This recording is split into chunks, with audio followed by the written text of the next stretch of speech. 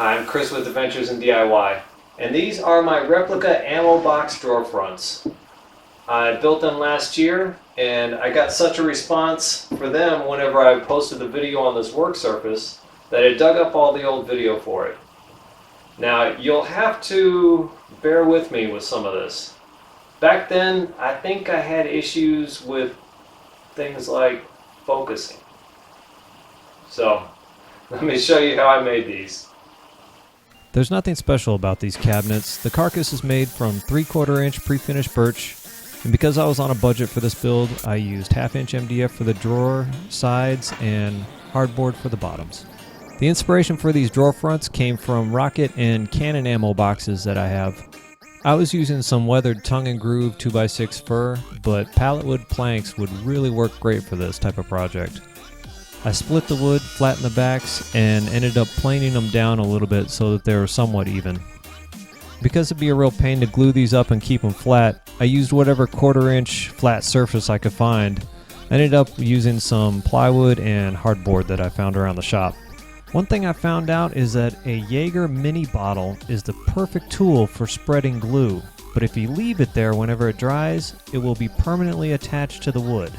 I measured the outside of the cabinets and then cut them to fit. The original ammo box tops have horizontal slats that hold the top together. I had to rasp out some of the areas of the horizontal slats so that they would sit a little bit more flat. After that, they were glued and nailed in place. If I was making ammo box fronts, I had to at least make one of them represent the original inspiration. All these stencils were made from plastic dividers that were going to be thrown away. The paint I used for this front was Rust-Oleum Oregano for the base and Sunshine Yellow for all the stencil work.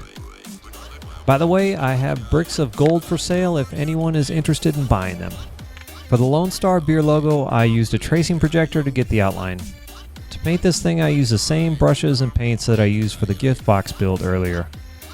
So why am I painting a Lone Star logo? Let's just say me and Lone Star, we go back a long way. I am down with the Fett. That's why there's a Star Wars front. So this is where my geekdom really shines through. The skull is Boba Fett's house symbol.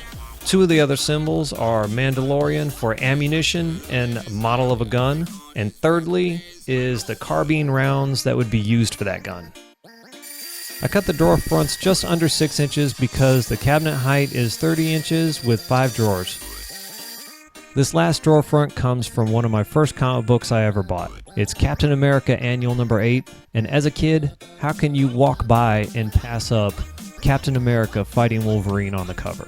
I cut the drawer fronts before I put the paper on this one because I was afraid the table saw blade would shred the paper if I did it afterwards. For finish on this project, I sprayed some satin clear enamel.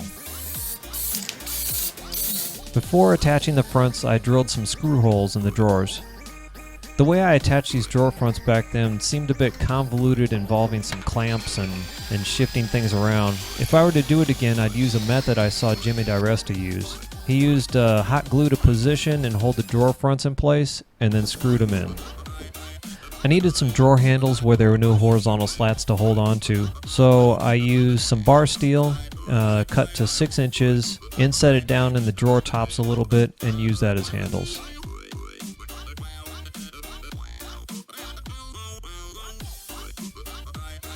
I really like coming into the office now and seeing the bank of cabinets with a completed work surface. This really makes it a nice environment to edit the videos in and just do work on the computer in general. Not only are the cabinets functional, but it's really nice to look at them and either get the good memory from one of the first comics that I ever purchased, some military inspired design, or Star Wars. I'm talking about Star Wars. But that's the lifeblood of my people right there. And then Lone Star. I mean, quite frankly, Lone Star is the best, crappiest beer that you can buy. Well, I'd like to thank you for watching, and if you don't mind, please like, share, and subscribe. And check us out on the social media links in the description below. I'm always posting up things as I build them. Well, thanks for watching, and I'll see you next time. It looks like it got stuck on there. Yeah, it's pretty much bonded.